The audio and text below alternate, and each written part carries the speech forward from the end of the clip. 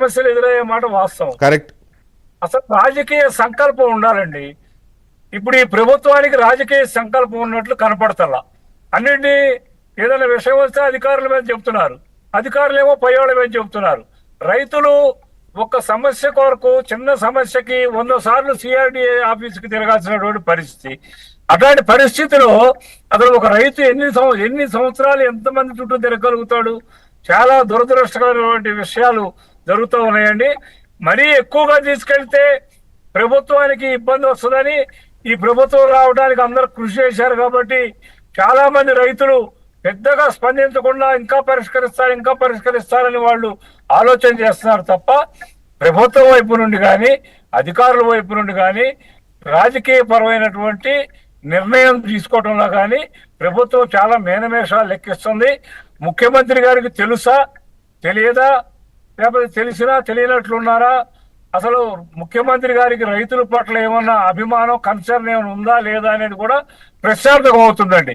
అందరూ చంద్రబాబు నాయుడు గారిని అభిమానిస్తున్నట్టు ప్రతి రైతు చెబుతున్నాడు.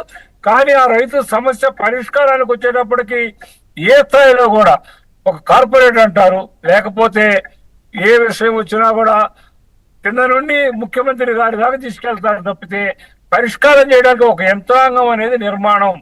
ఈ సమస్యకి ఈ అధికారి దగ్గర పరిష్కారం అయింది, లేదా ఇంకొక విషయం వస్తే కమిషనర్ గారి దగ్గర పరిష్కారం అయింది, అది కూడా కాకుండా ఇంకోటి వస్తే మన ముఖ్యమంత్రి గారి దగ్గర అవుతుంది. ముఖ్యమైనటువంటి పాలసీ మేటర్ అయితే ముఖ్యమంత్రి గారిని చేయాలి. ఎక్కడ కూడా క్లాసిఫికేషన్ లేదండి. అంతా కూడా గుడ్డెత్తు చేలో పోయినట్టు ఏ విషయానికి పోయినా కూడా తహసీల్దార్ దగ్గర నుంచి ముఖ్యమంత్రి గారి దగ్గరకు పోయి ఆగుతుంది తప్ప రైతాంగానికి, భూములు ఇచ్చిన రైతాంగానికి మానసిక శోభ లేకుండా పరిష్కారం చేద్దామన్నటువంటి ఒక ఆలోచన అనేది ఎక్కడ కూడా అటు అధికారుల్లో కానీ ఇటు రాజకీయ యంత్రాంగంలో కానీ కనపడకపోవడమే ప్రధాన సమస్య. రాజకీయ పరమైనటువంటి సంకల్పం ప్రభుత్వం.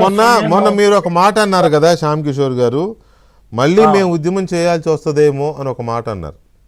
అవునండి. ఎందుకు ఆ స్థాయిలో అనాల్సి వచ్చింది? ఏంటి మీకు మిమ్మల్ని అంతగా సంవత్సరం అయ్యేటప్పటికి కూడా కనీసమైన విషయాల మీద ప్రభుత్వం ఎప్పుడైతే దృష్టి పెట్టలేకపోతుందో అసలు రైతులు అనే వాళ్ళు 2వ తరగతి పౌరులుగా చూస్తున్నారనే ఒక అనుమానం, రైతుల సమస్యల పరిష్కారం చేయాల్సిన లక్ష్యం వీళ్ళ దగ్గర లేదనేది ఎప్పుడైతే కనపడుతుందో ఒక సంవత్సరం తర్వాత మేము అందరం కూడా ఆలోచించుకొని రైతులందరం కూడా మనం బయటికి రావాల్సి వస్తుందేమో అనేది ఒక ఆలోచనకు వచ్చామండి.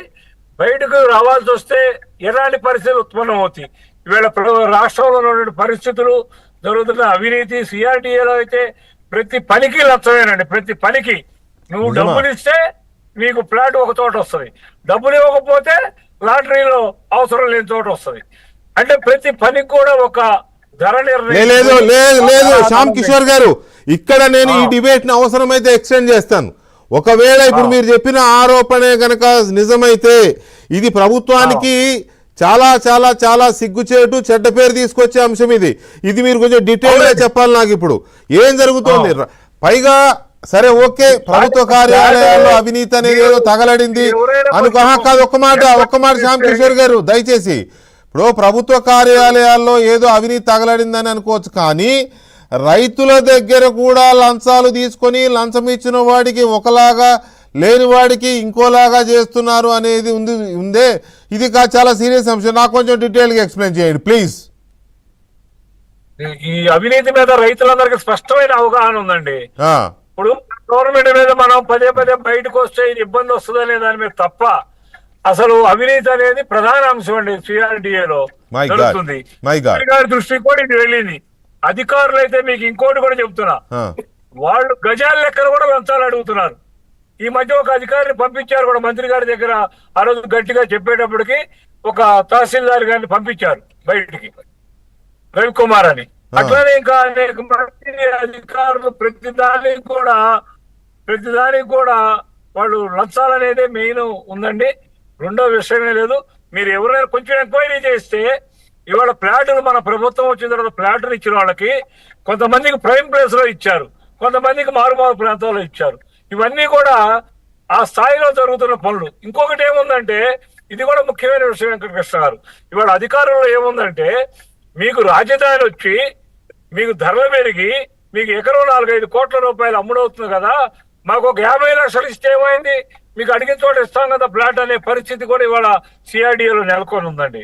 కాబట్టి ఇది చిన్న విషయం కాదు. ఇది పైవాళ్ళ దృష్టికి పోతున్నా కూడా దాని మీద ఏ రకమైన ఆలోచన చేస్తారో తెలియదు. ఇది బయట జనంలో ప్రపంచంలోకి వస్తే జనబాహుళ్యంలోకి ఇది ప్రభుత్వానికి అంతిమంగా వెళ్ళిపోయింది, జనబాహుళ్యంలోకి వెళ్ళిపోయింది. ఇప్పుడు జనబాహుళ్యంలోకి వెళ్ళిపోయింది సార్. ఏబిఎన్ లో నా డిబేట్ లో ఈ చర్చ వచ్చిందంటే ఇంక అంతే. మీరు మీరు మీరు మీరు ఏదో సామె చెప్పినట్టుగా మీరు ముట్టించారు. ఇది జనబాహుళ్యంలోకి వెళ్ళిపోయింది. దీన్ని ఇమీడియట్ గా రిపేర్ చేయాల్సిన బాధ్యత మంత్రి నారాయణ కూడా కాదు, ముఖ్యమంత్రి గారు జోక్యం చేసుకుంటేనే ఇది కంట్రోల్ అవుతుంది. ఆయన దృష్టిలో ఉందని నేను అనుకోవట్లేదు. ఏది గజాల లెక్కన లంచం కూడా ముఖ్యమంత్రి గారే స్పందించాలనేది మా అందరికి ఉందండి. కరెక్టే. ఎందుకంటే గజాల లెక్కన లంచం తీసుకుంటున్నారు సిఆర్డిఏలో అని ఏదైతే ఆరోపణ ఇప్పుడు మీరు చేశారో దీని మీద సీరియస్గా, పైగా ఆల్రెడీ ఎంక్వైరీ చేయబట్టే మీరు అన్నట్టుగా ఒక తహసీల్దార్ని లేపేశారు. అది నిజమని తేలింది కాబట్టి